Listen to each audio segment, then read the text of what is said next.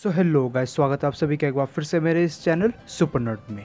तो comic book के अंदर काफ़ी सारे कैरेक्टर्स हमें ऐसे देखने को मिले हैं जो काफ़ी ज़्यादा सिमिलर तरह की पावर्स एंड एबिलिटीज़ और फिजियोलॉजी पजेस करते हैं। और इसी कारण से जो है हम फैंस उन दो कैरेक्टर्स को, वो जो सिमिलर कैरेक्टर्स रहते हैं, उन्हें आपस में कंपेयर करते हैं ये जानने के लिए कि दोनों में से ज़्यादा पावरफुल कौन है।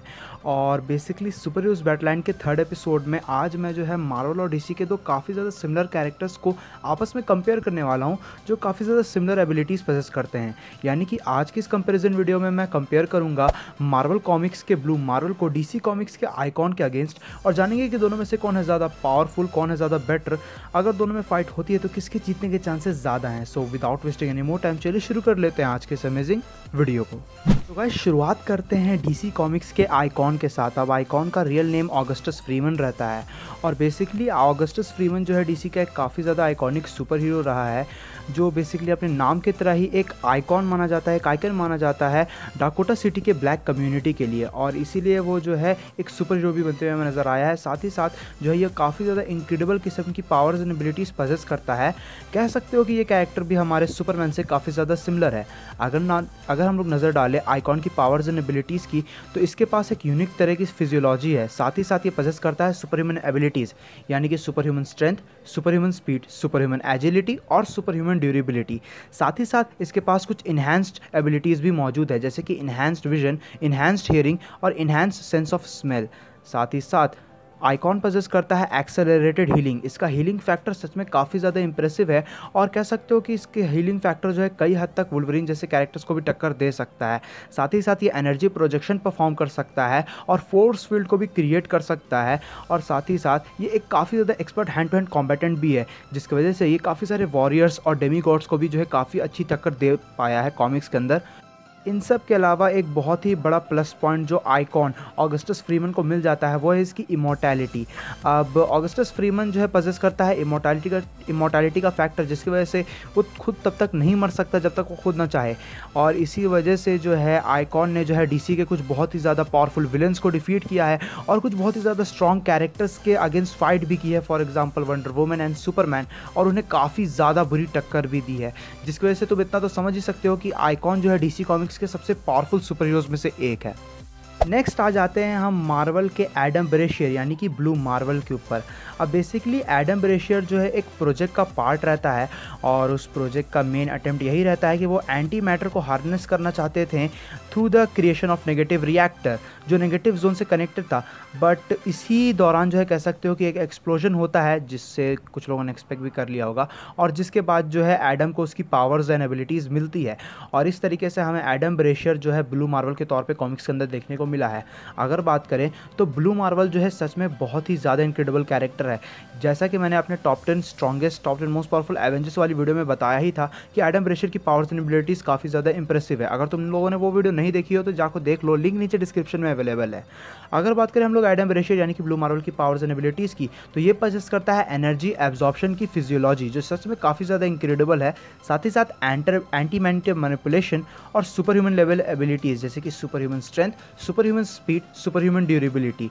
साथ ही साथ ये पजेस करता है जीनियस लेवल इंटेलेक्ट। अगर हम लोग ओवरऑल देखें तो एडम ब्रेशियर जो है मार्वल के टॉप 10 मोस्ट स्मार्टेस्ट कैरेक्टर्स में से एक है। साथ ही साथ इसके पास मेंटल परसेप्शन और हाइपर कॉस्मिक अवेयरनेस भी मौजूद है, जिसकी वजह से ये कैरेक्टर्स को बहुत ही बुरी तरीके से डिफीट करने में कैपेबल बनते हुए नजर आया है। इन सब के अलावा ये एनर्जी को मैनिपुलेट कर सकता है, और ये काफ़ी बढ़िया हैंड टू हैंड कॉम्बैटेड भी है, बिल्कुल आइकॉन की तरह। और साथ ही साथ इसके पास लॉन्गेविटी का भी फैक्टर है, यानी कि ये काफ़ी लंबे समय तक जिंदा रह सकता है, और ये कई हद तक नाई इनवनरेबल है, यानी कि इसे डिफीट करना लिटरली इम्पॉसिबल है। इसकी ज़्यादा कुछ वीकनेस नहीं है सिवाय सोलर एनर्जी डिप्लेक्शन को लेके। बट स्टिल एडम ब्रेशियर की पावर्स एंड एबिलिटीज़ उसे बहुत ही ज़्यादा कह सकते हो कि पीक पे पहुंचा देती है, और इसी वजह से इसने हल्क और हाइपरियन जैसे कैरेक्टर्स को भी डिफीट किया है। तो गाइज़, जब यहाँ पे हम लोगों ने दोनों ही कैरेक्टर्स के बारे में डिस्कस कर लिया, इनकी पावर्स एंड एबिलिटीज़ के बारे में बात कर लिया, तो अब आ जाते हैं कंक्लूजन के ऊपर कि दोनों में से कौन ज़्यादा पावरफुल है, दोनों में अगर फाइट होती है तो किसके जीतने के चांसेस ज़्यादा हैं। तो ये डिसाइड करना सच में काफ़ी ज़्यादा मुश्किल है, क्योंकि तुम लोगों ने भी जो है, अगर इन लोग की पावर्स एंड एबिलिटीज़ तुम्हें समझ में आई होगी तो तुम्हें ये अंदाज़ा लग गया होगा कि दोनों कैरेक्टर काफ़ी ज़्यादा सिमिलर तरह की एबिलिटीज़ पजेस करते हैं। दोनों ही एनर्जी को मैनिपुलेट कर सकते हैं, अलग अलग तरह की पावर्स को एब्जॉर्ब कर सकते हैं, दोनों ही काफ़ी अच्छे कॉम्बैटेंट भी हैं, जिस वजह से ये डिसाइड करना बहुत मुश्किल है कि दोनों में से कौन टॉप पे आता है, किसके पास ज़्यादा कह सकते हो बेहतर एबिलिटीज़ है। अब ओवरऑल अगर हम लोग ओवरऑल देखें तो बेसिकली ब्लू मार्वल के पास जो है एंटी मैटर मैनिपुलेशन का एक प्लस पॉइंट मिल जाता है, जिसके वजह से जो है ये हाइपीरियन जैसे कैरेक्टर्स को डिफीट कर चुका है। और वही आइकॉन ने जो है सुपरमैन जैसे कैरेक्टर को काफ़ी बुरी टक्कर दी है, और सुपरमैन और हाइपीरियन दोनों ही काफ़ी ज़्यादा सिमिलर कैरेक्टर्स हैं।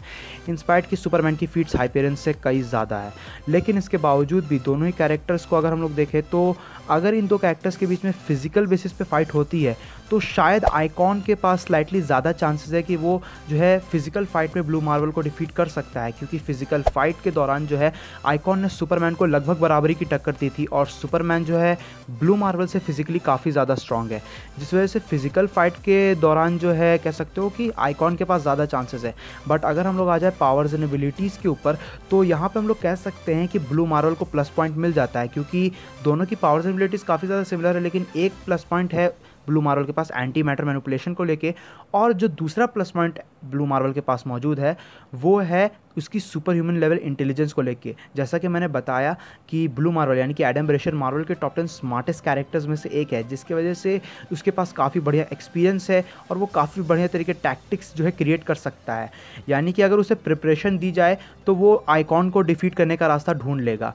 तो मेरे हिसाब से अगर इन दो कैरेक्टर्स के बीच में फिजिकल फाइट होती है तो वहाँ पे आइकॉन के पास ज़्यादा चांसेस है कि वो ब्लू मार्वल को डिफीट करेगा, लेकिन अगर ब्लू मार्वल को जो है प्रिपरेशन दी जाए और ये लोग दोनों ही कैरेक्टर्स अपनी पावर्स एंड एबिलिटीज़ का फुल तरीके से यूज़ करें तो ब्लू मार्वल के पास ज़्यादा स्लाइटली चांसेस है कि वो आइकॉन को डिफीट कर देगा। तो ओवरऑल हम लोग कह सकते हैं कि सुपर हीरोज़ बैटललाइन का आज का इस एपिसोड को हम लोग टाई करेंगे, क्योंकि दोनों ही कैरेक्टर्स अपने अपने तरीके पे बेस्ट हैं और दोनों के पास स्लाइटली चांसेस हैं कि दोनों एक दूसरे को डिफीट कर पाएँ। तो मेरे हिसाब से ये एक टाई है। सो गाइज़, ये थी वीडियो एडम ब्रेशियर और आइकॉन के कंपैरिजन को लेके। अब मेरे हिसाब से तो ये टाई है, क्योंकि दोनों ही अलग अलग जगह पे जीत सकते हैं। जैसे कि मैंने बताया कि आइकॉन जो है फिजिकल फाइट में ब्लू मार्वल को डिफीट कर सकता है, और अगर प्रिपरेशन दी जाए तो पावर्स एंड एबिलिटीज़ के मामले में, इंटेलिजेंस के मामले में ब्लू मार्वल जो है आसानी से आइकॉन को डिफीट कर सकता है। और दोनों ही कैरेक्टर्स काफ़ी ज़्यादा सिमिलर है। बट तुम लोगों को क्या लगता है कमेंट सेक्शन में ज़रूर शेयर करना तुम्हारा ओपिनियन। वीडियो पसंद आई हो तो इस वीडियो को अपना थम्स अप ज़रूर देना, साथ ही साथ अपने सभी दोस्तों के साथ इस वीडियो को शेयर कर देना। और अगर तुम लोग चैनल पे नए हो तो चैनल को सब्सक्राइब कर लेना, और कमेंट सेक्शन में अपकमिंग वीडियोस के रिगार्डिंग अगर तुम्हारे पास कुछ आइडियाज़ हैं तो वो भी शेयर कर सकते हो। मैं मिलता हूँ तुमसे अगली वीडियो में। Till then bye, stay tune, stay awesome.